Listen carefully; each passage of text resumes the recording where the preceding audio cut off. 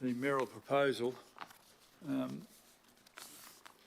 We've had this recommended from the Budget Committee earlier. Thank you for your consideration. I'll move it. The Deputy Mayor will second this. I've already said my piece and I don't feel the need to repeat myself again, and I'll encourage others to follow our suit, although you all have the right to speak again, of course. There have been a few amendments tabled and circulated to you. I've got one from Councillor Furley and one from Councillor Lee. I believe that's right. They've been circulated so we can ask questions of staff about the amendments and substantive motion all in one go.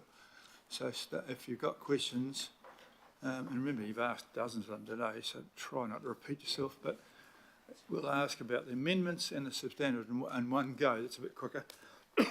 However, if there are any other amendments that get moved during the debate, we'll just have to pause and let councillors ask questions about the new amendment like we did during the Budget Committee.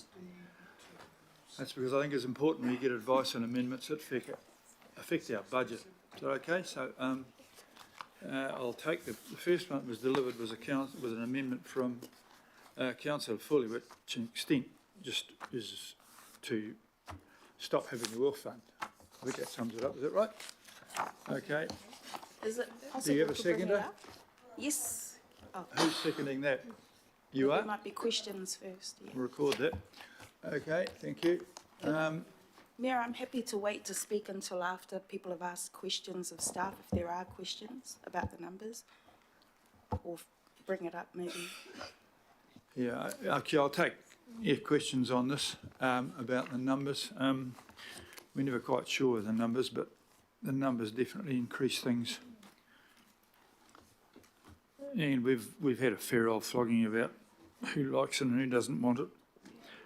You also have added in there that you want to borrow some money to do another $30 million to do things which otherwise would have been paid from the windfall of starting this thing, so that it has some, that $30 million is another 1.5%, which isn't added up in the top lot there, I've noticed. So please, we're just asking you right there, where's that $30 million coming from? And surely it has an impact on things. Are you going to borrow that or take it out of the ratepayers? Under this proposal, that $30 million would be borrowed, and that would explain why in year one the rates increase would need to increase from 6.8 to 6.9, so that every year we would have more rates to cover the interest on that borrowing.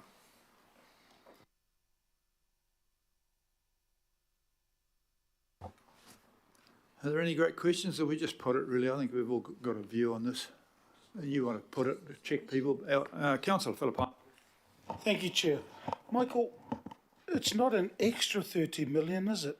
It's 10 million, which is added on to the 20 of the mayoral proposal. Am I correct in that or no? No, because the mayoral proposal has that 20 million funded from the proceeds of the future fund. But in this case, the airport shares are not transferred. There's no, that benefit isn't there. And so therefore, in order to have the fund, you would need to borrow money. Thank you. Question, Your Worship. Are we just doing Councillor Foley's amendment? Yes, we are. Okay. It becomes too much of a mess. We'll do Foley's amendment is to dump the thing and borrow $30 million, and Lee's amendment is to fend it off again. So, so it's quite clear. Councillor Foley, that's correct, isn't it? You just really want to be honestly, stop it. I've got a question. Oh, if there aren't any other questions, just a question for staff. What are the dollar differences between those rates rises in my amendment compared to the Mayor's rates rises in the substantive proposal? Andrew is still here, I see. Kia ora, Andrew. Per week, per year.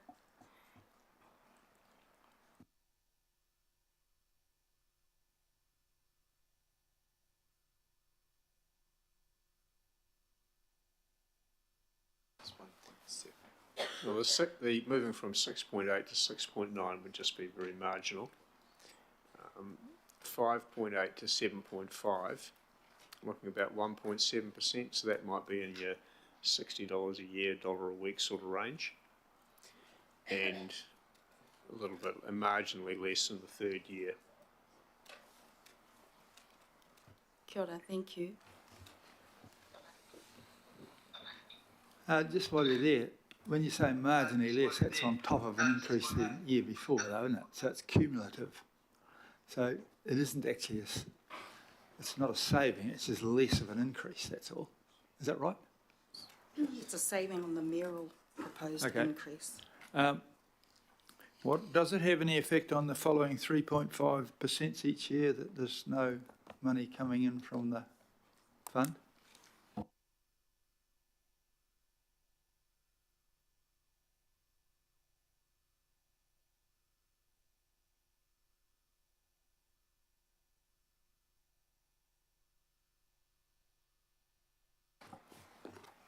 No, it shouldn't do. It should be pretty much the same, continue the 3.5%.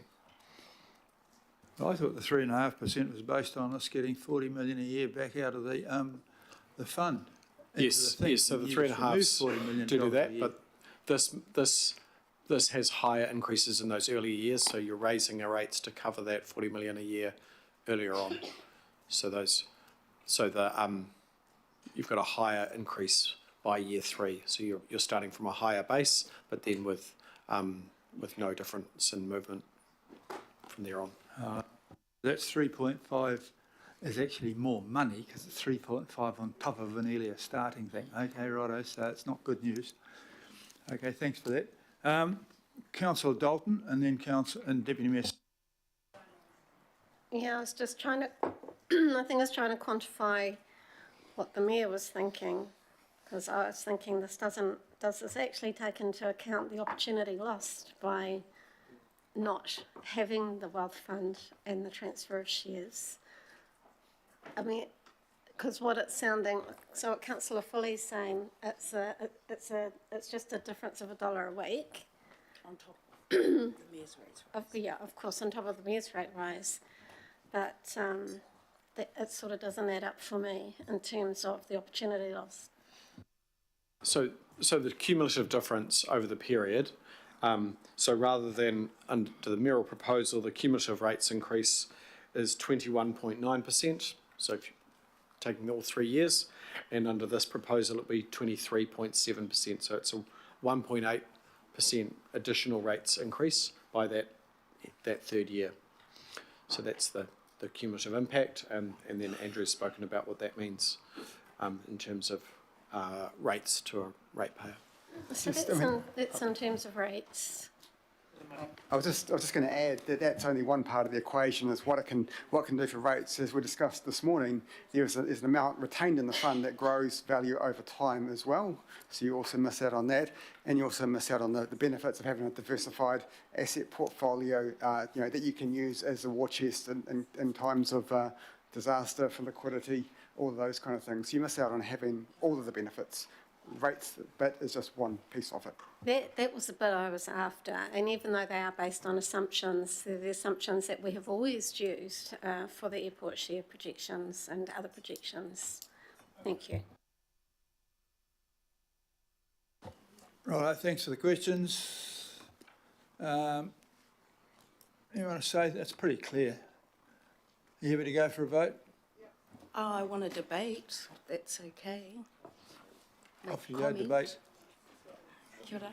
We're in debate now? You're in debate. Yes? All right. Okay. Okay, thank you, everybody, and thank you, Your Worship. Look, it should come as no surprise to anybody that I've put up an amendment like this. Obviously, throughout the workshops, I've asked certain questions, and I don't support the setting up of the future fund, especially if it means that the airport shares will be sold.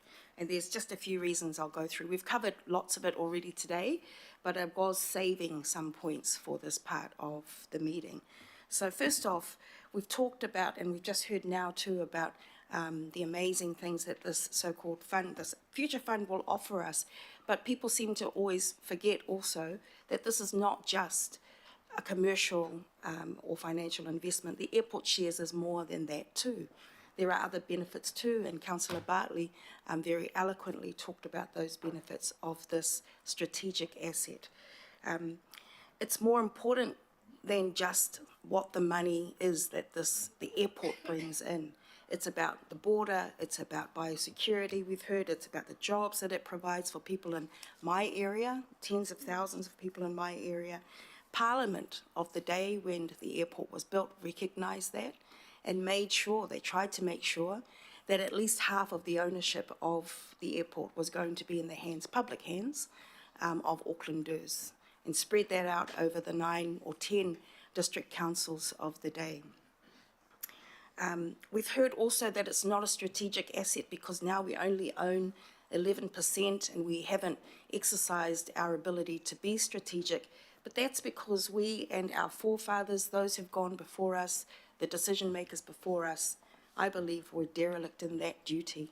We had a duty to Aucklanders to safeguard the strategic asset for the benefit of Aucklanders going forward for multiple generations, and people were derelict in that duty. I'm sure 20, 30, 40 years ago, sitting around a similar table like this, there were decision makers who on that day made prudent decisions in order to pay down debt, in order to do things for their communities of that day that they thought were worthwhile for their communities for that day, maybe even for 5 years or 10 years forward. But I'm sure they didn't look 30 years ahead, 40 years ahead to today, thinking about us today. Because if they had, like Councillor Watson said, we would have plenty of revenue.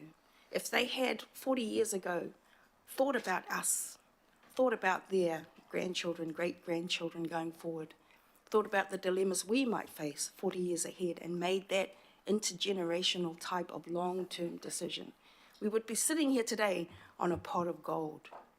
But we're not. Over time, we have whittled that away. We've been derelict in our duty.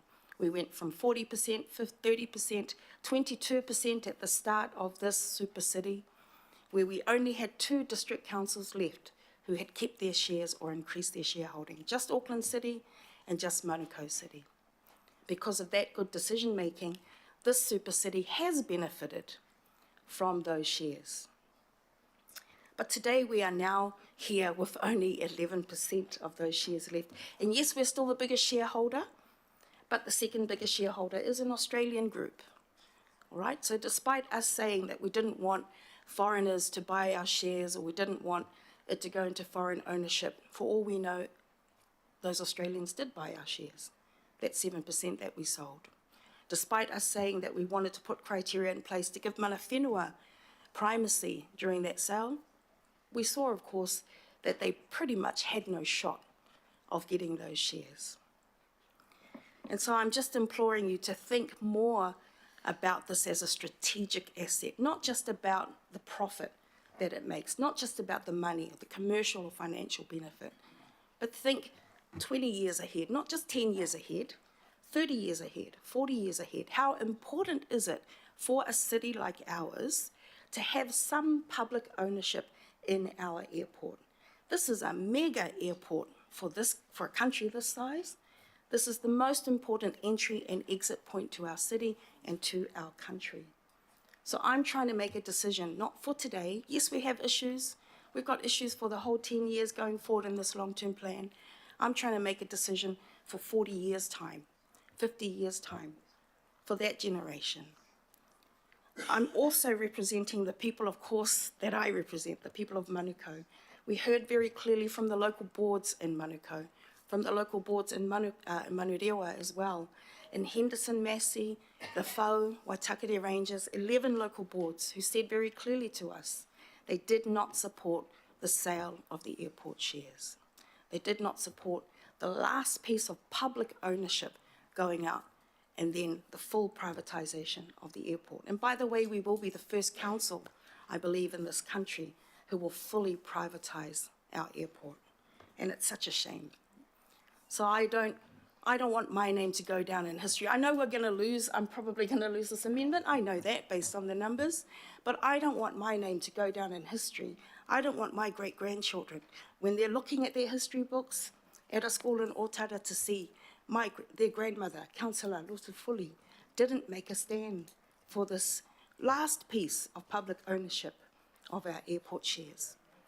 Secondly, Your Worship, and please indulge me, I want to talk about the future fund. Those protections, look, all the questions I was asking of our staff, it wasn't because I wanted to have an academic debate with them about our parliamentary processes and our constitutional arrangements. It's because I wanted you all to be very clear when you make the decision today that those protections are not guaranteed. There are no guarantees. There is no way to fully protect that fund. Even if Section 7, subsection 1C goes ahead, even if that bill passes exactly as it's written, any future parliament, if you get a governing body that has mates in Wellington, they can say, hey, we're not happy with that, and any future parliament can just amend that whole section. They can just repeal that entire act, actually, to enable a future governing body to raid that fund. So please be clear. Please don't be lulled into a false sense of security that this fund will be protected. But one thing is certain, once we sell those shares, that last 11% of public ownership, they'll be gone forever. Yes, you might have the money from it, but the public interest in that very important strategic asset, that will be gone forever. I doubt that we will ever be able to buy back any of those shares. We're not in a financial position now to buy back any of those shares. So that's what I'm putting up there. Now, I said, Your Worship, that I do think in terms of proverbs, because I am Samoan, I have metaphors running around in my head all the time. And I just want to leave you with one more before I talk about the 30 million. And that's that proverb about having a bird in the hand versus two in the bush. Right now, we've got this amazing bird in our hands. We've got this amazing strategic asset. But we're being asked to give it away for a couple of fancy-looking birds that are out there in the bush somewhere, out there in the ether, flying around. Now, I'm sure you are all very familiar with that proverb and what the underlying meaning is there. But to me, that's the decision I'm being asked to make. Do we keep the bird in our hand? It's been solid for 30, 40, 50 years. Or do we give it away for the possibility of those fancy golden eggs out there somewhere? You know, I said it in the previous meeting that this future fund is built on assumptions that are highly, highly uncertain. And I just want you to be clear when you make your decision today about that. Lastly, Your Worship, I did want to talk about that $30 million. Yes, it's being raised by debt, but as was confirmed by our staff today, our debt is around 14 billion. It's going to be 22 billion by the end of this long-term plan process. 30 million is a drop in the sea of debt that we have as a city. At the very least, what we can do to honour the Manukau City Council areas, the Auckland City Council areas, is to provide a little bit. 30 million is not much at all. And the effect it has on our rates is very minimal. And that's the part I'll leave you with. My amendment here has very little impact on the rates. Very little difference between the rates that you are proposing, and I commend you for keeping them as low as they are. My ones are still probably lower than any other rates being proposed around the country as well. Kia ora. Thank you, Your Worship. Thank you for that. Councillor Henderson, please. Once again, it's gotten to me quicker than I was expecting. Should be more prepared. Today is a historic day, actually, and it's a day that I'm feeling quite upbeat about. I actually kind of respectfully disagree with a lot of the contributions, and I'll just explain this. We will look back on this decades to come. Now, visualise this, where our proceeds of this fund will grow and grow, and they'll be rolling in, and they will be spent on excellent public services and keeping people's costs down. And we'll keep growing that capital over and over and over. The future generations will get a better deal. That's actually quite rare in this climate change world, but it's fantastic. So many times, I think of things like the Rapid Rail. Council took the soft option. We're not taking the soft option today. We're taking an innovative option, and I believe this is the financial equivalent of looking forward to the future, decades into the future. This is vision, but it's also security. It's also security for that capital. You know, we've talked about that before. I just wanted to sort of point out, because I forgot to mention this the first time, look, what's being proposed isn't an asset sale. It's not. It's a transfer from one asset to many assets and diversification. We need to make clear, unfortunately, in the view of many, including me, we are talking about a private company, right? I would love for us to have 51% plus of this. That'd be a very different conversation, and you'd hear something very different out of my mouth, but we don't. We're talking about a private company here. It's proposed that the fund will probably, right, we're assuming, sell airport shares to reinvest in other companies in a managed fund. Now, one of the first things we can say is that if the airport shares do provide us the best level of return, we can actually buy them, right? That's something we can do with, we can. I don't know why that's funny, actually. Yeah, I think it's quite disrespectful, but that's okay. Look, the other thing is, well, what's really important is we're talking about ethical investment principles, and some of our colleagues have brought this up, right? Would the airport pass our ethical tests today with the increases in the carbon emissions that they have done and are proposing? Look, I mean, if we are in control of it, and we're not, we don't have a seat at the table, but if we did, that's a very damning indictment of councillors, isn't it? That we've allowed that. Goodness me. You know, on the flip side to this is you get in a conflict of interest situation here. Well, if you're actually influencing the operations and arguing to diminish their bottom line, that affects the ratepayer's investment in this situation. That's hard. That's a conflict of interest. Look, I just need to be clear with people. We don't have a seat at the table. We don't have particular special interest in running this airport, apart from being the council, which is a regulatory body. Now, if we want to set up a subcommittee which actually wants input into how the airport is operating, they will have influence, and I would love that. I would love to be involved in that, because I've got huge issues with how they're operating, right? But we haven't done that. No one suggested that in the 65 workshops that we've had, that we actually have more of an influence on their work. So ultimately, look, the other thing is that we can't forget the public feedback here, right? And I don't want to be horrid, but there have been local boards that have passed their feedback without the workshop, and that's not good, right? Because that workshop answered a lot of the questions and concerns that I had. And look, nearly every local board area, the residents said that they wanted us to do this, including the Waitakere ward.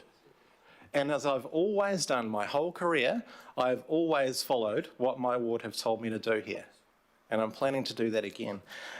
So look, ultimately, councillors, I just urge you to treat this as the investment it is and kick the tyres on it. Is it a sound investment? Does it meet the goals of the council? And I would argue, maybe not, but let's get the experts in and we'll have a real look. Thank you, Mayor. Well said. Councillor Ferry, please. Thanks. I sort of shot my shot before on the issue of the substantive issue here, so I'm not going to go back into that. I guess I just wanted to speak because I feel really uncomfortable about how this is happening, that we had a debate on what was actually quite a different amendment with our Haukura friends in the room. And we are now having a debate on quite a different amendment and they are not able to participate. And I actually feel a bit ashamed of that. We've had a lot of conversations here. We had a very close vote on Māori wards. The Joint Governance Working Party, which I currently chair, you know, we have a work program item where we're supposed to be reporting back to this governing body about how we can improve Māori representation and participation in our decision making. That was something that came off the back of the voting down of Māori wards. And now we have gone through deliberately a process that excludes Haukura reps from this conversation, and they're not even in the room, like they have actually left the building. And I feel quite ill about that, honestly. So that's all I wanted to say. Thank you. Hear, hear. Councillor Newman.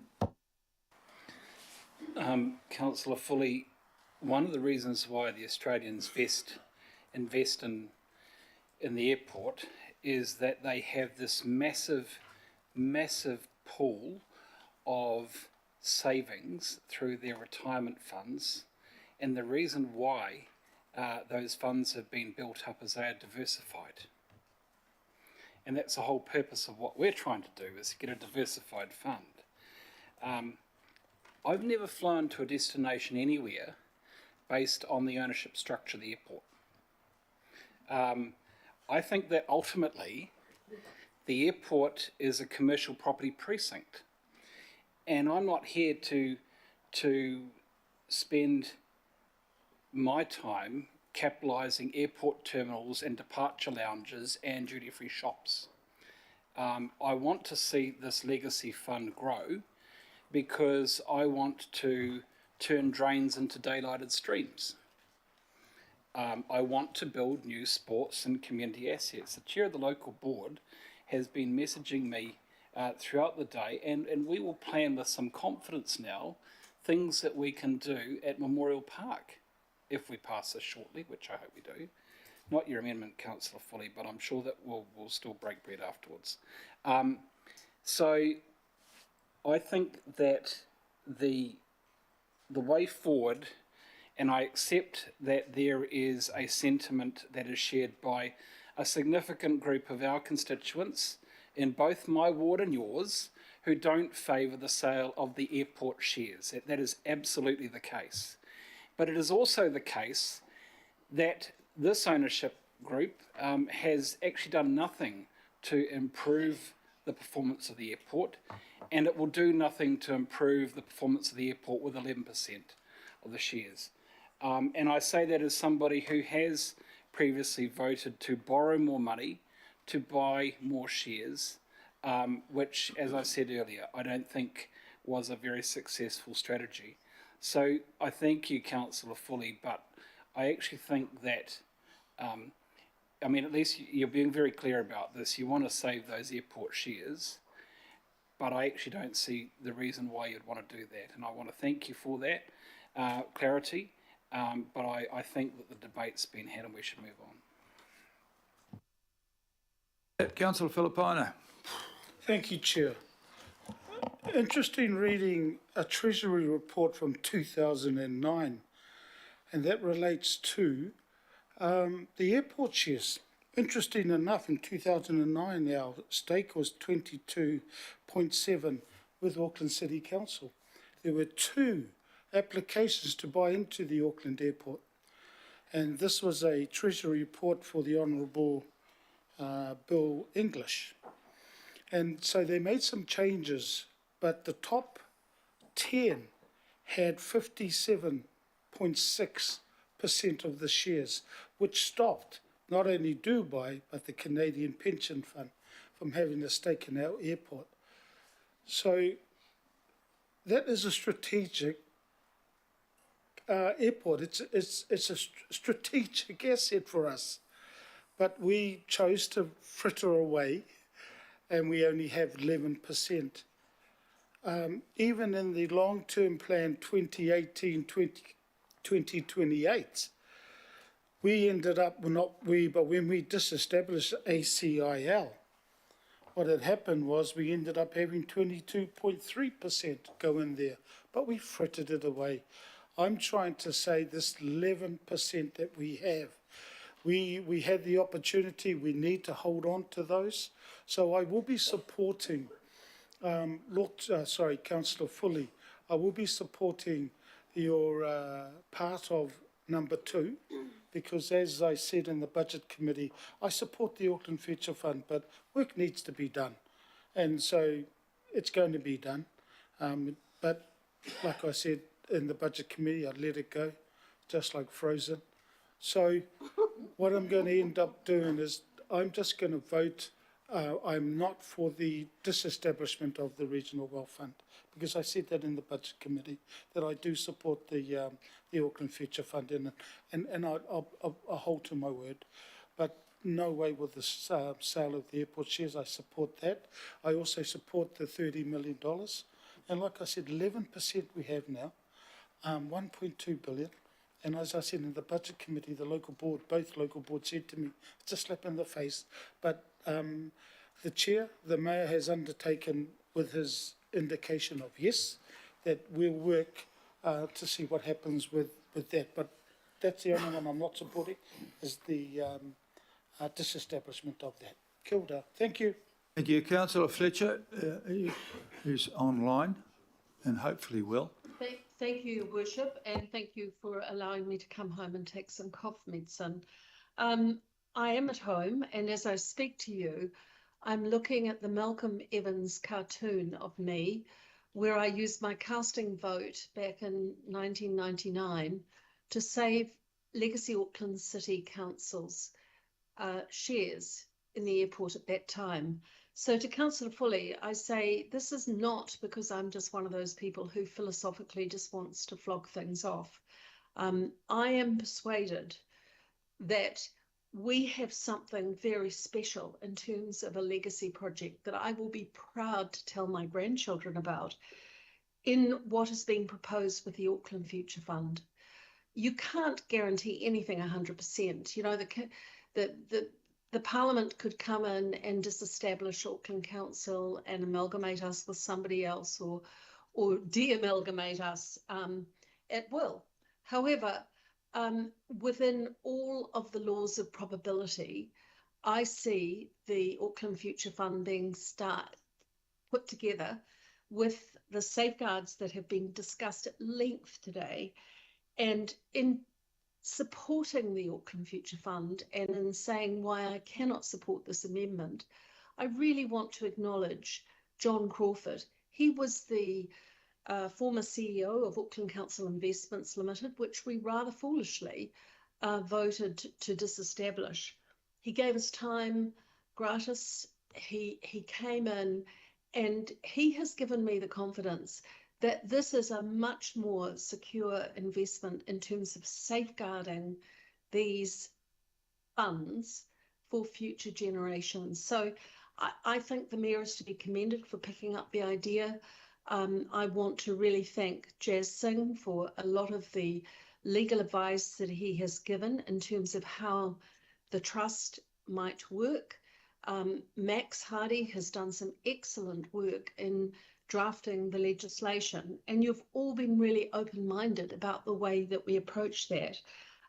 So I am persuaded that in terms of safeguarding this for subsequent generations, the Auckland Future Fund is a very much better. I don't know that the Mayor's going to have a cartoon to record it in 30 years' time from today, but I hope he does, because this is a legacy project that he can really hang his hat on and say, I thought about subsequent generations. The big issue for me now is getting the council officers to look at ways in which we can use the commercial area of the airport, using our regulatory tools. We've got huge opportunity here. And so I don't wish to be disrespectful to Councillor Foley. I've really enjoyed working with her, particularly on the Audit Committee, but I cannot support this today because I think she's mistaken in not choosing to serve and support the Auckland Future Fund, which I think will sort of outsurvive this council and be there for our children and our grandchildren into the future. So I hope that this is voted down. Thank you. Okay, I've got a few more. Councillor Watson. Yes, thank you, Mr. Chair. I think it would be a mistake to think that Councillor Foley is out on her own there. I was looking at the feedback from the Albany Ward local boards, the Hibiscus and Bays, Upper Harbour local board, and both of them oppose quite strongly the divestment of the Auckland Airport International shareholding. So by no means is this just a passing whim of the South. Your cousins in the North feel equally strong about that, and not just local boards and councillors. I noticed that in the advice that we got given through the 120 hours, or to be honest, it seemed like a lot more than that, of workshops and whatnot that we had, There was advice from an economist who, in respect of the Auckland International Airport shares, said the strength of holding onto the shares is that the funds are directly invested into activities that benefit Auckland and Aucklanders. It is fitting that ratepayers' funds are used to support such activities. And conversely, diversifying away from the geographic risk by investing in entities outside of Auckland creates new challenges. This includes a slightly perverse situation in which Auckland ratepayer funds are being invested in activities that generate a return for Auckland Council, but which do not directly benefit Auckland or Aucklanders, at least not in the way the current investment does. Furthermore, it might be the case that the investments that are undertaken within the fund are contrary to Auckland's interests or create direct competition with Aucklanders' interests.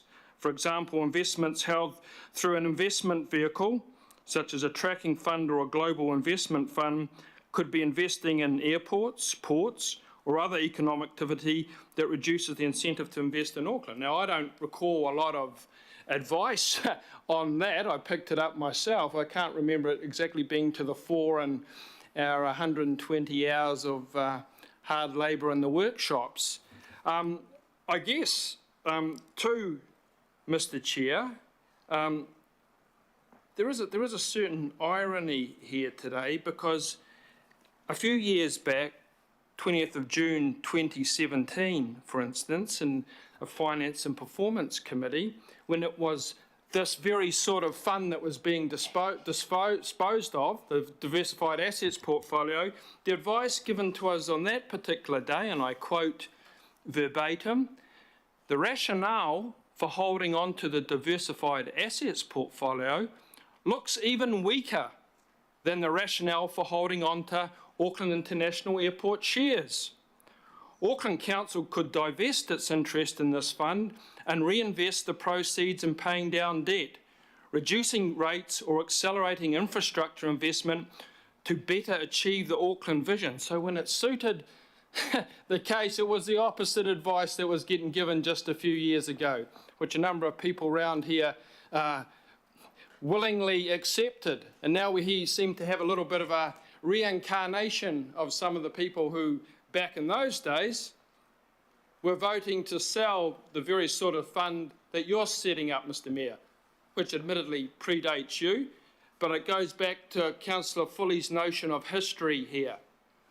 You're a new mayor. You've been given a lot of challenges to deal with. Some of us have been around quite a bit longer, and we know how this cycle goes when it comes to investments. We are, not to be too dismissive, it's like those little dogs in the back of the car with the heads bobbing up and down and agreeing with everything. We've done a complete 180 on the diversified assets portfolio, which I think is a good investment and had great returns before. Didn't stop it getting hocked off toot sweet. So all this vague, glib references to assurances and things are okay now, really? Look at the track record. It's quite a different picture it paints. So I thank Councillor Foley for a very moving speech that in days gone by might have pricked the conscience of those people on the left, or classified as left. Seems to be in a new political era now. That might be a good thing, who knows? But it's certainly a marked change. What I say, Mr. Mayor, and again, present company accepted, I say, look at the track record and see what's happened and make your judgments and your allowances on the basis of that, not vague, rather undetailed assurances.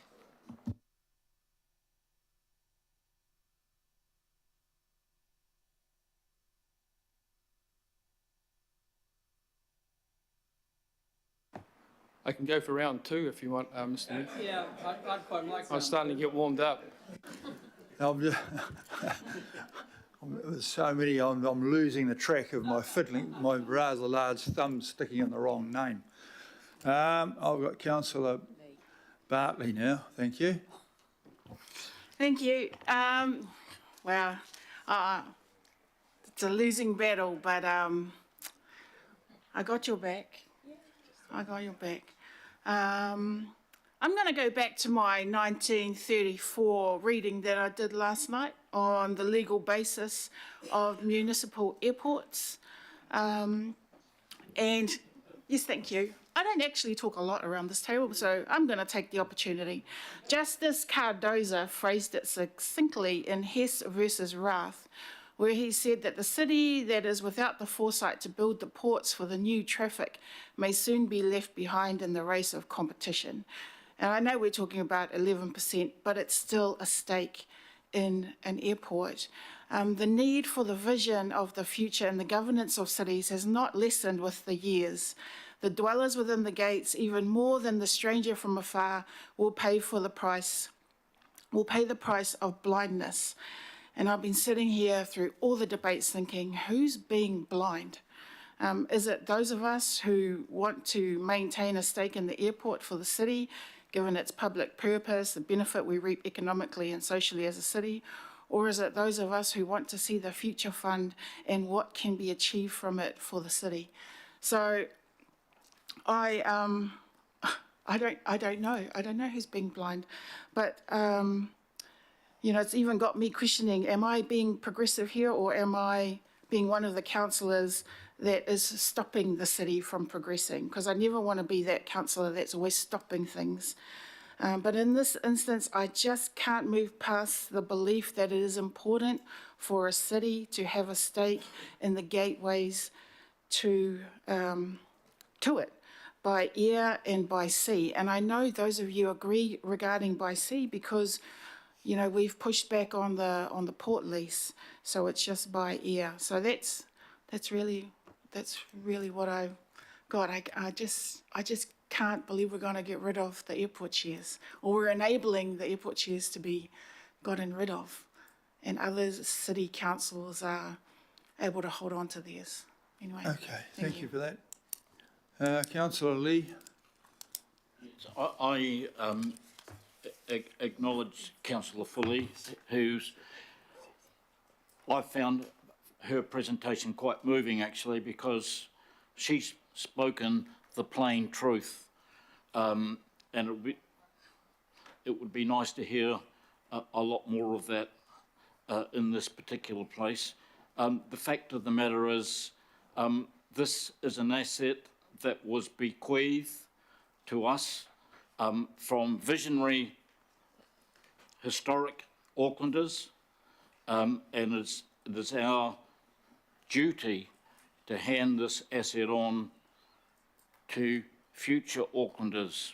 It is the rightful legacy of Aucklanders to come, and by trading this in for a ephemeral cashed up future fund, some would call it a slush fund, instead of the diversified assets and strategic assets, nationally strategic assets, internationally strategic assets that the Auckland International Airport represents.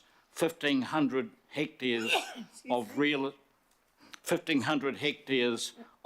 estate, the biggest airport in the Southwest Pacific, shopping malls, diversified with shopping malls, car parks, hopefully jam-packed with electric cars one day, fuel, lubricants, oils, hotels, extremely undervalued because of decisions taken within this council, but that will come out of the woodwork.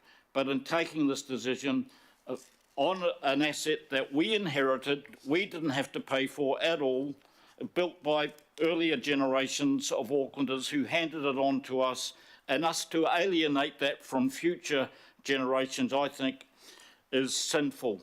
I can't think of another word for it. So this is a sellout. We can tart it up in saying that our future fund will be a replacement. The future fund is cashed up. The future fund will be managed by the flash harries that we pay for from time to time, like can I mention Flagstaff, who got 1.4 million out of this already? How much? 1.4 million out of this already for whatever. However, I believe we have a responsibility for future generations here. This is a vital, strategic, nationally important strategic asset, commercially diversified and based on solid land whenua, and we are selling it up for a mess of pottage. I completely support Councillor Foley's amendments, and I think I would ask around the room that people examine their consciences. Our colleagues are intelligent people. They must know in their hearts that Councillor Foley is telling us the plain truth. And we have to think of not just ourselves, we have to think of future generations. And I fully support her amendment. Okay, thank you. We've had 3 in a row all saying the same thing, so I'll have someone who wants to oppose it. If there's anyone left who wants to do that, Councillor Williamson, are you going to?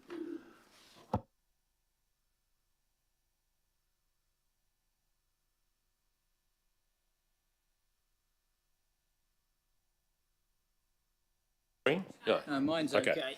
Somehow it's just going green. Yours, It's like me, it's going green. Mr Mayor, I just think there has been quite a bit of conflating of various factors, and I want to just go through them. One of them is we're selling off the family silver to pay for the groceries. Well, we're not. And I would oppose just getting rid of shares and using it to just pay for consumption. That's wrong. What I don't oppose, though, is if we've got some assets, we try to get the best return out of them. Now, Councillor Foley talked about sort of proverbs. Well, there's some other adages that I think their parents would have told you at their knee, and that is never put all your eggs in one basket.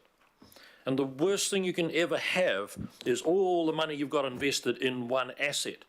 Because if anything goes wrong in that sector and it turns belly up, you've lost everything. But if you have a share portfolio that's got some energy shares and it's got some construction company shares and it's got some, I know we had it, and so people and they flogged it off, and they shouldn't have done that. I agree. I said they shouldn't have flogged it off. But I'd ask you first question is, what would you be thinking today if these were Air New Zealand shares? Would they be so special to you? Say the council had hereditary a big chunk of Air New Zealand shares, or Contact Energy shares, or other well-performing shares. Would they be that important to you? I don't understand the debate that's going on about this airport's very important to the city, because this airport will not change, no matter what our shareholding is in it. It will still invest to grow. It will still have new planes coming in. It will still have an operation into the Pacific where people feel they've got an attachment. Our ownership of shares makes no difference to that. So I want to give you a quick analogy of the families that are out there right now, lots of them. Family with kids, struggling like stink to put food on the table, to pay for fuel for the car, to pay for their operation. And they suddenly open a drawer and find they've got some shares. Are they going to turn around and say, well, we're just going to hold on to these because these are important? Or are we going to try and get them to get us a really good return, a lot better than we're currently getting from that airport, and then actually help ourselves with some revenue to pay for the things the family wants? So I'd ask you to think very carefully about it. Some people seem wedded to this simply because they were an airport, and I can't understand that. I'm only wedded to things that in a diversified portfolio over a number of various operations, we can try to maximise the return we get for the shareholders of this, that is the ratepayers of Auckland, and we try to maximise the sums of money we make available to pay for the good things that you are all wanting all the time. And it will make no difference to Auckland Airport. The idea that somehow we'll sell it to foreigners and the airport will be gone, well, that's restricted anyway. There are real strict rules about foreign ownership of Auckland Airport, so that doesn't come into it. And I promise you today that if this council was to be finally rid of those shares in 10 years or whenever it happens, and we've diversified into a whole lot of other investments, Auckland Airport will still be chugging along and people will be flying in and out and so on. But if this council picks a share portfolios properly And if you talk to managed funds people, they can return phenomenal returns compared to what we're getting out of that one block of shares. I think we'd be doing ratepayers a real disservice not to try to get that benefit back. I think we'd be doing them a huge disservice not to. And so this is not some sort of ideological sell off the family silver and spend the money on consumption. I think that's wrong. I think that's wrong. I don't want to sell off the fund. I want to grow the fund and have it as a production house generating income streams for that we can spend money on the nice to haves that a lot of you are keen on. Not that I am, but you are. But please don't conflate it with, oh, this means the airport will suffer. Some of the new people that buy shares in them may be way better owners of those shares in terms of what they do and their participation in the company than we are. We're pretty damn useless owner of shares. We sit here dead and quiet and doing nothing, and then say it's important we're there. So I just think if we break out those individual components and don't conflate them all, you can see we could get a fantastic outcome for the people that I think you care about, because I do too, is the ratepayers of the city. Okay, I've got three more. Leone, Walker and Turney. I'm kind of, what's worrying me is that the other amendment is not much different. Please, can we, when we do that, do we have to roll out the same emotional stuff again and again until we all die of old age? Councillor Leone, please. No, can we have some fresh reasons for this? Nothing I haven't heard.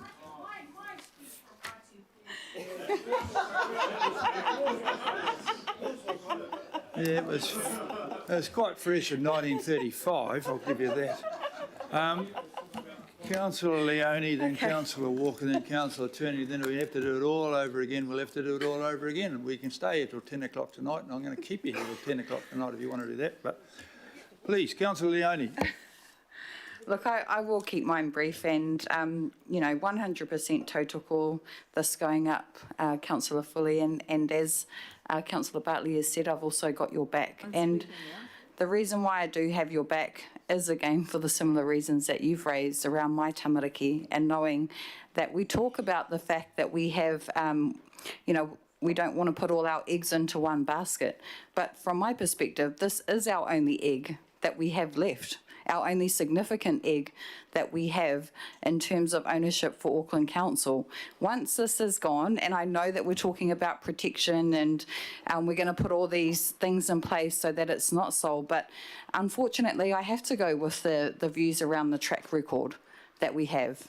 And it's, when we look back at that just recent sale we had last year and the debt going up, and we know that, again, in 2017 that money has been sold. But in addition to that, this significant decision we're making is basically, we're looking at other councils around the city. They're increasing their rates by up to 23%. What we're looking at here is a very minimal rates increase, and if we only need to increase it by 1 or 1.5% to keep one of our most significant assets, then I'm all about doing that. We think about the people at the moment that have had to go into their KiwiSaver to keep their assets in terms of their homes.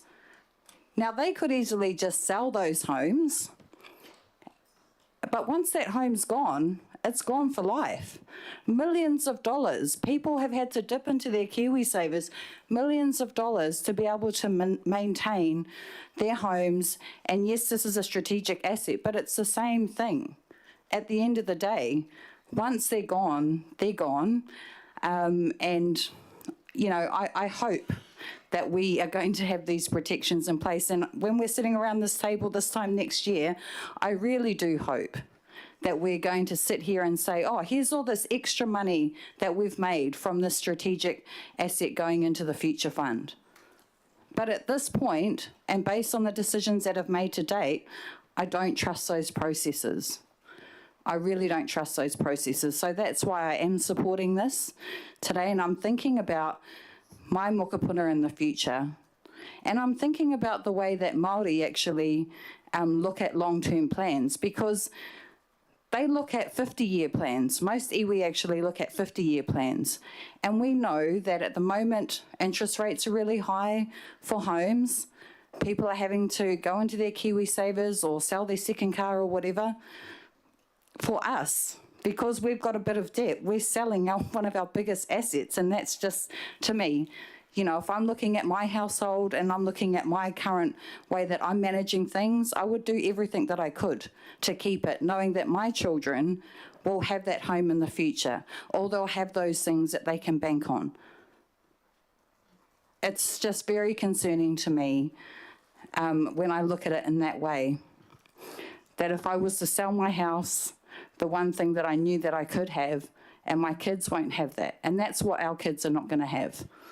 I really do hope, though, in that 1 year that we have this discussion, that we're going to say, look, we have got this future fund that's doing amazingly well. So I'm looking forward to that conversation, but I want to say I'm really, really concerned, and that's why I support what you've put forward today, Councillor Foley. Kia ora. Thank you. Thank you for that. I hope next year that it has done well, and you'll probably claim that you're part of it. Councillor Walker. Sure, I've got a vexed situation. I actually support the establishment of a regional wealth fund, but I'm at odds with the issue around the airport shares. So I'm going to speak to this because the Auckland airport is an engine of Auckland, and if we're actually assessing something on the long term, doing a foresighting exercise and backcasting, the airport's going to be around. There'll be electric planes in the air. There are other things that are coming on. There'll be more people visiting New Zealand, and this council is in the business of Auckland and what's good for Auckland. The port is a vital part of that, and so is the airport, and all of the other things that we do around enhancing tourism, enhancing businesses, enhancing jobs, and the like. And from my perspective, a stake in the airport will, over time, do very well. And I think if we look at the track record of the airport, we can actually see that. The proof is in the growth and the income that we've received from the airport over time. So I'll certainly be voting to support the amendment there. We can always revisit the regional wealth fund at some point. That issue's not lost. But if the shares in the airport are gone, I think other people are right. We won't get a chance of getting them back. And I think from the perspective of council, and this council exists in perpetual succession, you look back over time, I think the astute move is to retain that interest. Thank you, Councillor Watson. Councillor Turner, please. Councillor Walker. Humble apologies. Been a long day. It's like my thumb, I pressed the wrong button before, but we got you. Thank you, Mr. Mayor. I don't have the ability to look back over a council life. I can look back over my own life, and I've got myself in a few financial holes over that time. And you have to make unpalatable decisions and offer up what you love the most to stop yourself falling. The measure of a person is how you dig your way out. So if we want to give respect to these airport shares, it's how hard we work and dedicate ourselves going forward to continual savings and putting money back in that account. Thank you. Okay, I think we've got to the end of this now. I'm going to put the vote. Okay, and does anyone want to call it a contest? One of your wretched things? Okay. We'll have one of these. I'm going to ask Sandra with an R this time. Or you are either for or against the amendment. It's a bit annoying because we're going to get back to the same thing that we were about an hour ago, but there you go. This time without Maoris, seeing as you didn't like them, but we will going to do it without Maoris, okay? Although there is a Maori left who who's not going to respect the other Marys who were there before, but off we go. Okay, councillors, you are voting on the amendment moved by Councillor Foley, seconded by Councillor Leone. Councillor Baker. Against. Councillor Bartley. For. Councillor Dalton. Against. Councillor Darby. Against. Councillor Ferry. Against. Councillor Filipina. For the lot. Councillor Fletcher. Against. Councillor Foley. For, very much for. Councillor Henderson. Against. Councillor Hills. No, thank you. Councillor Lee. Councillor Leone. For. Councillor Newman. Against. Councillor Sayers. Against. Deputy Mayor Simpson. Councillor Stewart. Against. Councillor Turner. Against. Councillor Walker. For. Councillor Watson. Yes. Councillor Williamson. Against. Mayor Brown. Against.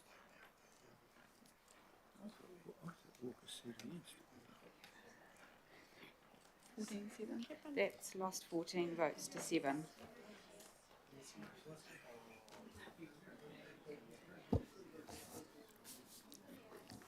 Okay, we have one from Councillor Lee. Is it seconded? I believe so. I believe it's been seconded. Seconded, please. By, Watson. Righto, this one here is basically kick it down the road.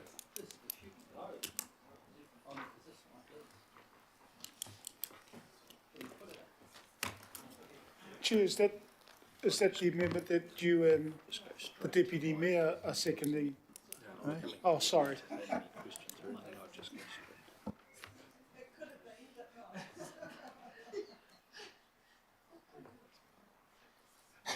Okay, I'm going to go straight to Mike to talk to this. I don't think we need any questions.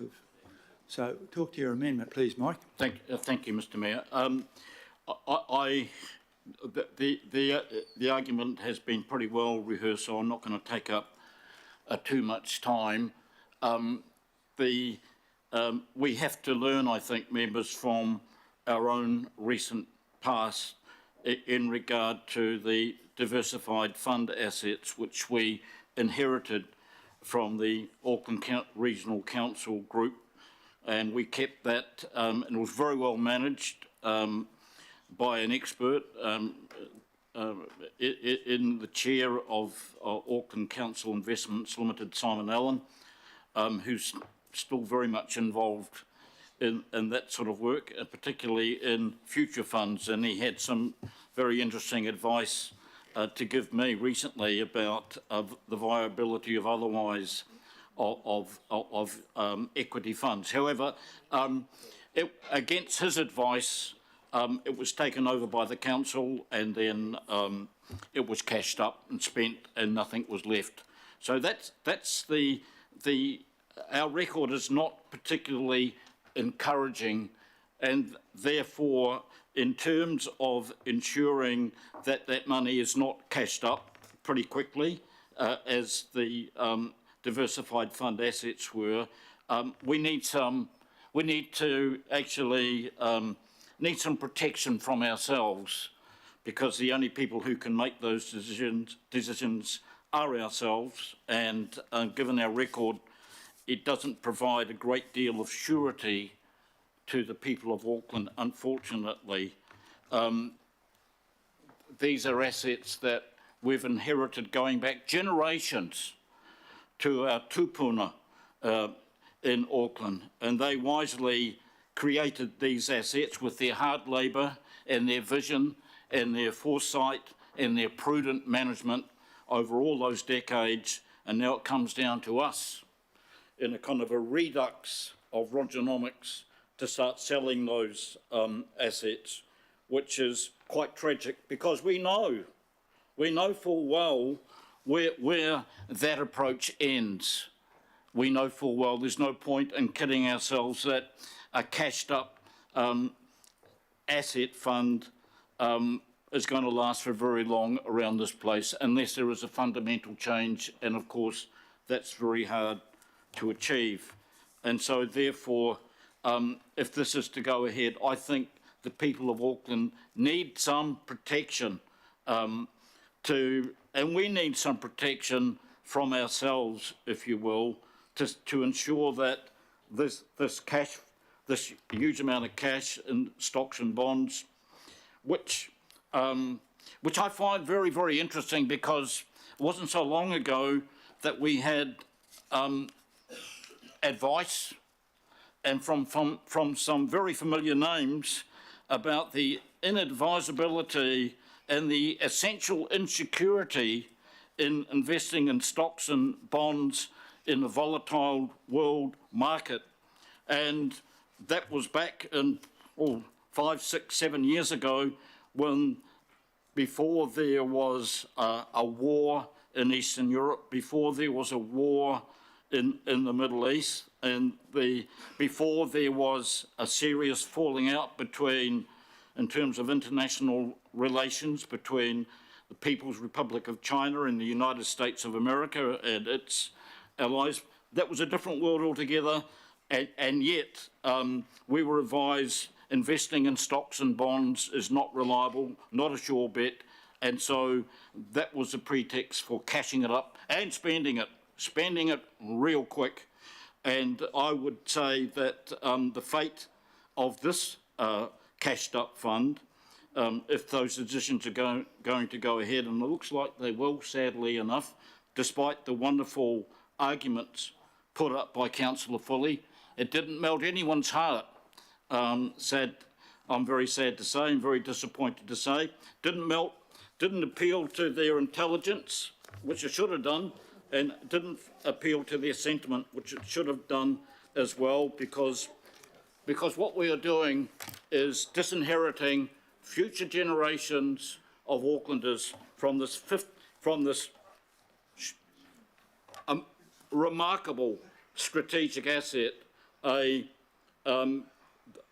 main airport in the southwest Pacific, with 1,500 hectares of Auckland land, seriously undervalued for whatever reasons. That'll come out in the wash eventually, with a whole range of diversified income earning assets, and we're cashing that up for some. We haven't even seen what the alternative is. And so all I'm asking is that we go to our Parliament and ask our Parliament to protect us from ourselves, and more importantly than protecting us, protecting Aucklanders and future generations from being disinherited from their rightful legacy because of the whims of a generation that sits around this table. I'll leave it at that, Mr. Mayor. Thank you. Thank you very much for that, Deputy Mayor. Your Worship, sorry, can I ask finance staff to come up, because I'm struggling with the financial marriage of A and Roman numeral 2D to go together. I don't get that, sorry. So that's my first question. I've got two questions. Yeah, by all means, thank you.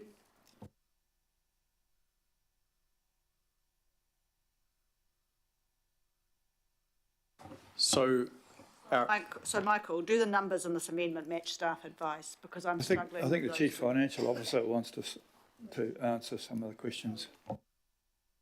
Thank you for the question, Deputy Mayor.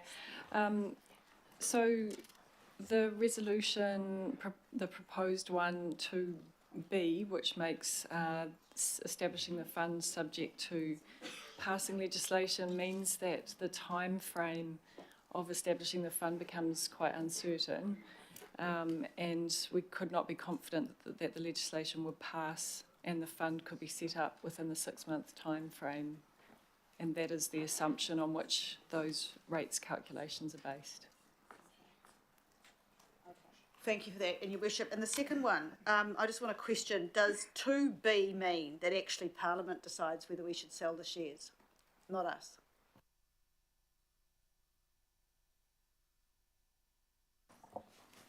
I think basically, I'm not absolutely sure myself, but I think everything I've been trying to do is get Wellington out of running the council. We're asking them to make the decision, which seems at face value completely wrong. I know there are a lot of MPs on both sides who would like to put the legislation through, but making it subject to that means that we are once again stepping aside from our own decisions in the city. So I'm not at all happy about that.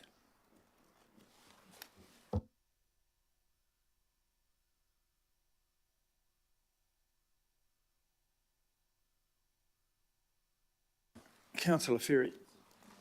Thanks. I just wanted to understand the timing here and whether this is in addition to the local bill or whether the local bill achieves this.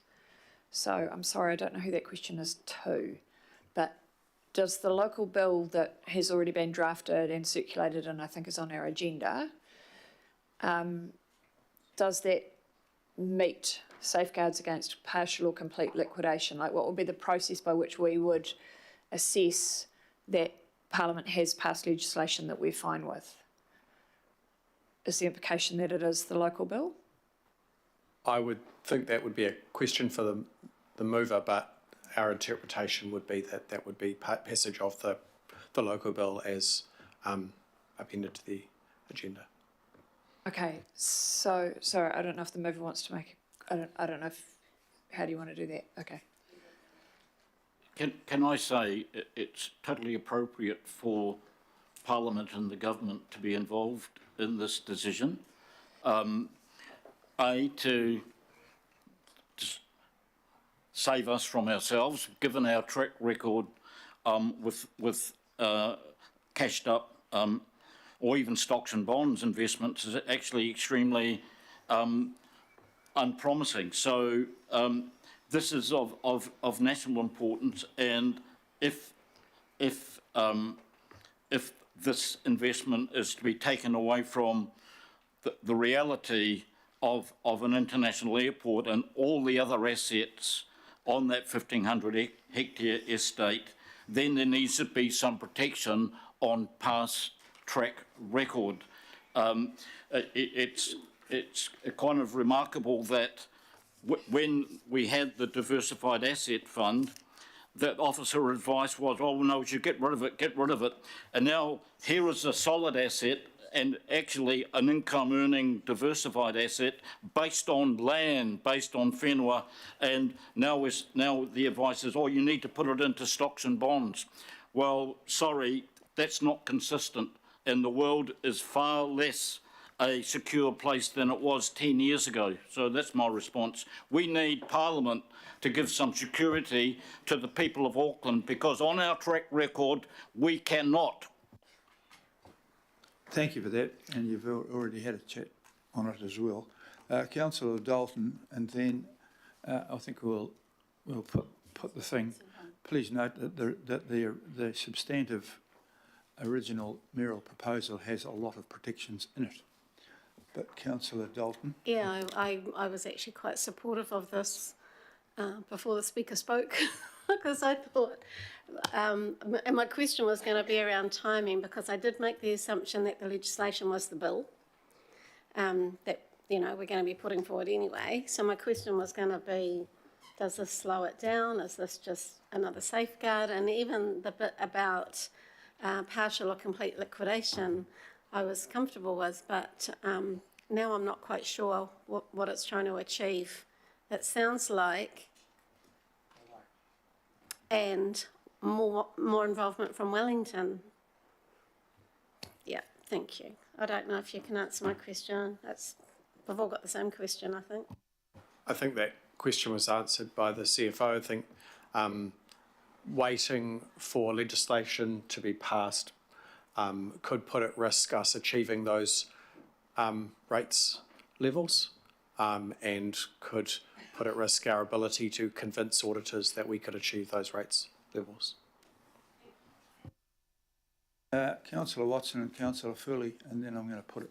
Okay, thanks, Mr. Mayor. And I think the first thing to realise here is that we've moved on. Okay, we lost the previous vote. Unfortunately, this is going now to the next best thing that I've heard numbers of people allude to, and that's protection. People around here have said they want the best protection. This is what this amendment seeks to do. In fact, Mr. Mayor, if I go to your mayoral proposal, which is very well written, by the way, whoever put this together, it's eminently readable, and the particular section that I'm going to is the stricter protections enshrined in a trust deed and legislation 98 and 99. However, I want us to seek the added protection of legislation over the top of that, and there's a copy of the draft local bill. The legislation and trust deed can establish the following principles. Well, if we're really going to be true to our word of this is somehow different than the last decade, that, you know, you're dealing with a different council now and we mean what we say, then that legislation is that protection, and you've already alluded to it. So all this amendment does is seek to tie that down. Is that not reasonable? Or do we not really mean, I'm not referring to you, Mr. Mayor, I'm talking to the council body as a whole. Either you are looking to have the best protection, or you're just going on a wing and a prayer yet again. Councillor Lee, and I think that has added significance here. I was just looking at what they said about Auckland Council investments, because there's an eerie similarity to what's being proposed here. This is when they were established. ACIL is being established to bring a strong commercial focus to the ownership and governance of Auckland's major investment assets and provide an efficient structure for ownerships of the assets. The establishment of ACIL will consolidate existing equity investments and will achieve a consistent approach to investment portfolio management across Auckland Council. ACIL will, no doubt, will own and manage assets transferred from existing councils. Within a couple of years of that, they were gone, and so were the assets. So, to me, the ultimate protection we're looking for is through legislation, and as it stands, we have a statement of intent, but we have no guarantee that that's followed through in the way that it's been depicted verbally. And I say that because, in my view, the more successful this fund is, the more in danger it actually becomes. The better you do, the more a target it becomes. And again, that's not fanciful, because if you look at the diversified assets portfolio, that stood at $335 million in 2016, which was a lot of money back then. That investment portfolio would regularly return ratepayers on average around 10% per annum. 10%, that's more than 7.5%. 10%, in good years it was 18%. Then councillors were told it was being sold in order to manage the debt ratios within prudent limits. The following year it was a different reason. It was to support public transport and stormwater infrastructure. The reason it became attractive was the fact that it was successful. We're hoping this is going to be successful. I don't see anything in this amendment that goes to the protection of legislation being ensured that is contrary to anything that we have been told about.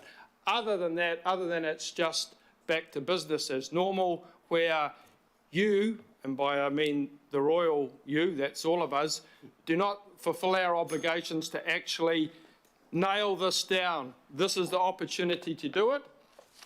Are you going to do it? Thank you. Councillor Furley. Kia ora, thank you, Your Worship. And I did actually have a question for staff, so you might have to come back. I'm sorry about that. The last one was a commentary. No, this is a question, I promise. Okay, right. We've got a bit mixed up here, but we'll note that some people have had their commentary before they've had the questions. Yeah. But we'll mark down the commentaries, and thank you. So my question is around the timing of the formation of the fund, and I think I did ask a type of question along these lines in the workshop. So regardless of because we don't know how long it'll take and things like that. So the future fund, though, the mechanism for setting it up and the work to set it up will start after today, and then it'll be set up regardless whether or not the bill goes gets passed. Is that correct? And what sort of a time frame then are we looking at in terms of setting up the fund? Thank you, Councillor. I'll take that question. So we could progress with setting up the advice around the governance structure and the policies of the fund, but we could not progress with setting up the trust itself. We could prepare it, but we wouldn't be able to progress further than that because this amendment would require the legislation to be in place first. Okay, kia ora. All right, I think, yeah, thank you. Thanks, guys. Sorry, I didn't need you after all. Kia ora. Councillor Ferry, please, and then Councillor. Just to note, this is a comment, not a question. So if you wanted to finish questions. Good on you. Well done. Behave. I think we're biffing. Have you got a question or a comment? Question or comment? Just a question. Okay, good. So essentially this, could you just repeat again, this would not allow us to have a balanced budget, would it? Audit and June will not allow us, this is too uncertain, the timing of, and we would likely lose that 20 million that we've already said, that we've, essentially everything we've voted on, I think 3 times now, would now not be able to be brought forward to audit because we don't have certainty. So under this amendment, our auditors would ask us the question, how certain are we and what evidence do we have that this could happen, legislation will be passed within the time frame that's been talked about. So I think we would struggle to provide that evidence around the time frame. So we would have to base the financial predictions would have to be based off the best available evidence. And the 20 million of enhanced returns from the Auckland Fund, that is only because we could set it up 6 months earlier. If we decline to set it up 6 months earlier, we're essentially saying in the first year of its operation, another 1% rates rise based on this decision, because that would have to come from the second year of returns, or it would come for the second year of the LTP instead of this first year. Yes, so that the rates benefit would be delayed in terms of the enhanced return from the fund, and the achievement of that 20 million is part of that, and that would be delayed as well. Okay, so there'd be a delay in the rates, so a need for more rates, but also D is a promise, which should be, I guess, B? I don't know. But anyway, that in the first year, that means we would have to raise another 1% rates next year to allow that promise. We would have to set the budget on the best assumptions around what is feasible within the time frame in a way that satisfied our auditors. If you took the view that things might take 12 months to get there, then you're kind of back to the amendment that was discussed earlier today with a sort of 12 months delay, for example. But we would have to think about how can we justify the assumptions and what evidence do we have to support it, and have to talk to our auditors. So as written with those rates increases and financial impacts and this requirement, we would sort of struggle to implement that to the satisfaction of our auditors. Okay, it's just my one sentence comment. I think, although this makes sense, this is what we want and what we have already decided 3 times today, but this amendment makes it so uncertain and the ups and downs so uncertain that we won't be able to pass a budget. Pretty much. Okay, we're in comments. Some of them we've been in comments. Unfortunately, I didn't discipline this enough. Councillor Ferry has stated she has a comment. Well behaved. Don't know if that's a plus or a minus, sir. A plus. Okay, thanks, Desley. I just wanted to reiterate again my disappointment that we are having this debate on, again, another very different amendment from the one we debated with Haukura in the room and able to participate. And I find that, really disappointing and against the values of inclusion, particularly of tangata whenua, that a lot of people in this room say that they support. I will be interested in the responses from Haukura when they find out we've done this, because I think they left the building thinking we weren't going to. And in particular noting that they have their treaty audit work coming up and coming back to us a little bit later in the year. So I'll be curious to see how they approach this in light of that. Thank you. I'll take over that. Councillor Foley, who doesn't. Just a short comment, Your Worship. I guess for me, it is about the protection, because we've heard so much that strong argument that, you know, it's so well protected, this future fund, that we don't have to worry, and or, you know, all of the worries and concerns that I have are not true. So I think that this amendment, I understand, is really about that, and I do wish, I think, that maybe if the speakers were able to elaborate in a different way, maybe others would understand that better. But for me, that's what this ultimately is about. Now, I am concerned, because I did ask the question in the workshop, that the future fund would be set up with or without that protection being there.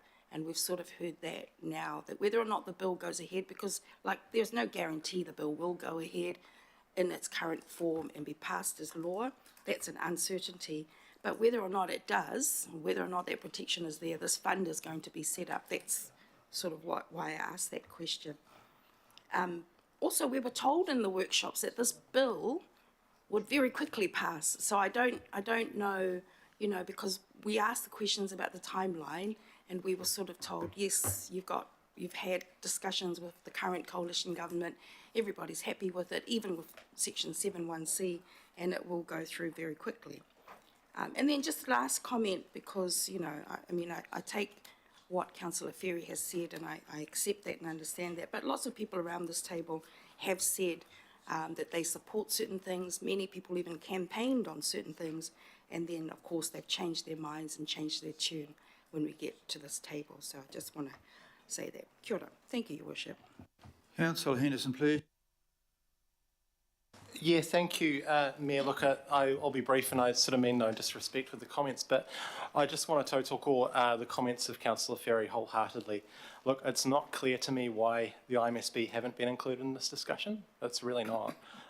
It was a choice to do so, and I just wanted to register that I'm really disappointed in that choice. Thank you. Hear, hear. Okay, we've got to the end of this. We're going to do this by deliberation again.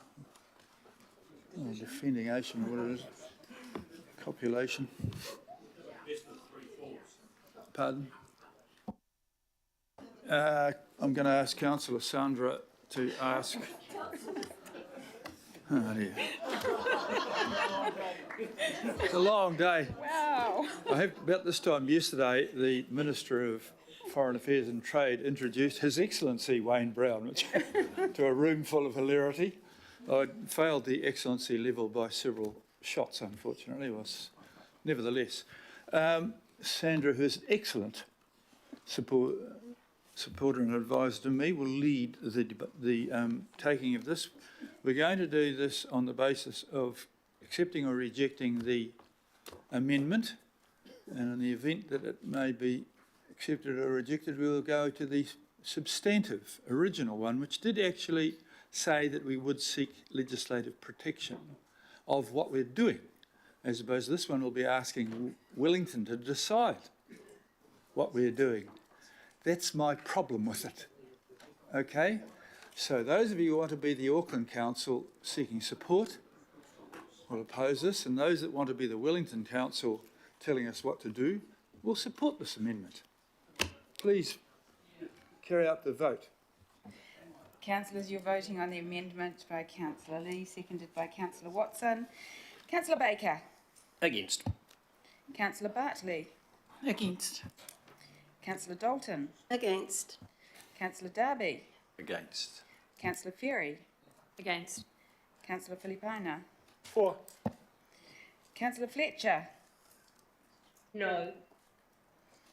Councillor Foley. For. Sorry. Councillor Henderson. Nah. Councillor Hills. No, thank you. Councillor Lee. Aye. Councillor Leone. For.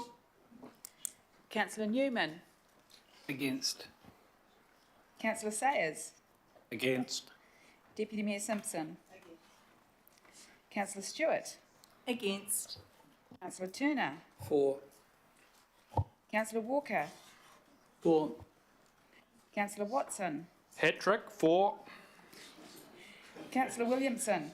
No, not for me. Mayor Brown. No. So that's lost 7 to 14. Right. Can I now go Go back to to the original. Yes. Okay. I'm now going to put the Mayor's budget, seconded by the Deputy Mayor. And we've had enough comment and debate, so I'm just going to put the damn thing. Okay. Do you want one of your things again, or do you want... Yes, the Deputy Mayor has requested a division. Deputy Mayor has requested a division in this. Do you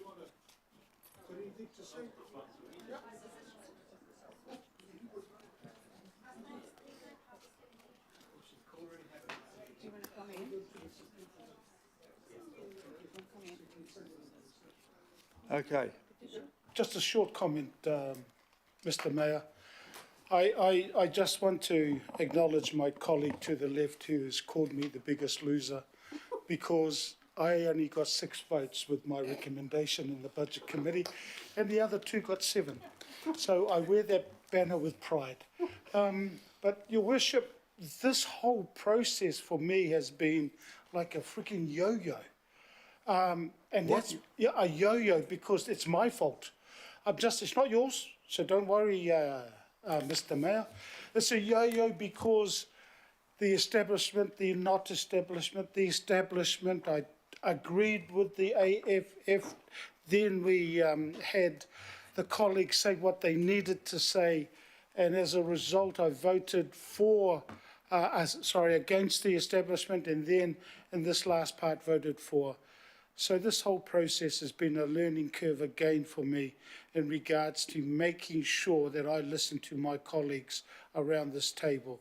So to the colleagues that have participated in this, I say thank you, because you made me think in regards to this whole mayoral proposal and this long-term plan.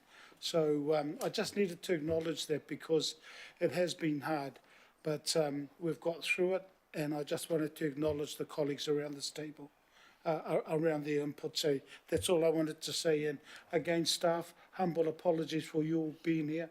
But I look forward to the Mayor shouting you fellas wine. Kia ora.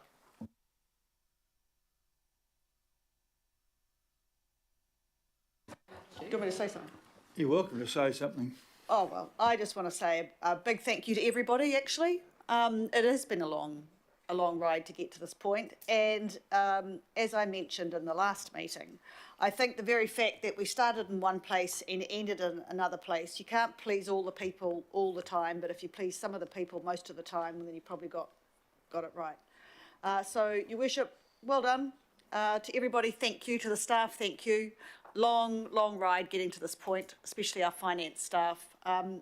Your Worship, I think your own office deserves a bit of a round of applause. They've done exemplary work behind the scenes.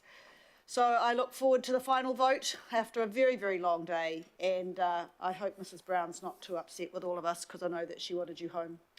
So let's go by division and get the voted on. Thank you. Sandra, please put we are voting for the mayoral proposal. Councillor Baker. For. Councillor Bartley. For, but noting my vote against 2A, please.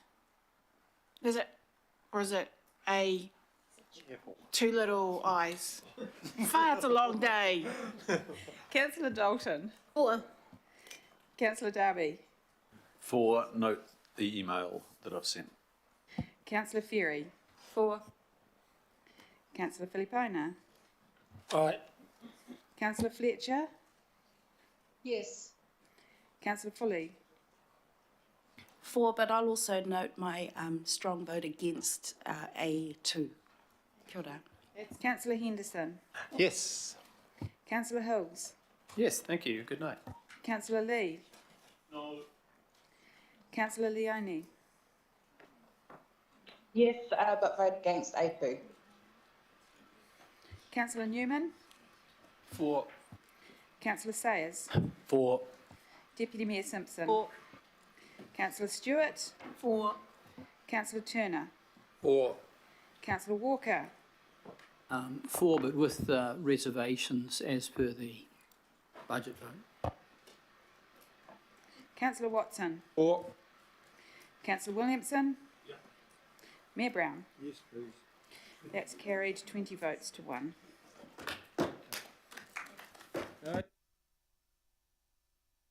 Hang on.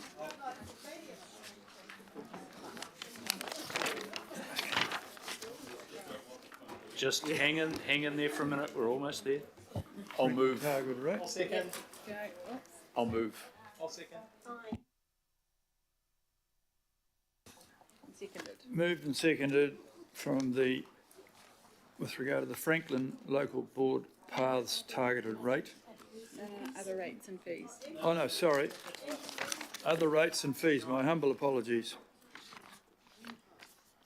Yep. All those in favour, please say aye. Contrary. Carried. Councillor Baker would like to move the Franklin Local Board Paths, and I'd like to second it because I rather like it. All those in favour, please say aye. Contrary. Carried. There's no extraordinary business. I'd like to thank everybody and say we've now completed this meeting, which actually started last year. The other day. I have more from 1934. We didn't hear it all. I'll save it for next one. Okay, so I'd like to thank you all for the last 126 hours. And I remember last night, while I was being addressed as Excellency, somebody said, doesn't time go fast as you get older? And I said, not every day. Thank you, ladies and gentlemen, and I look forward to doing this again in another 3 years' time.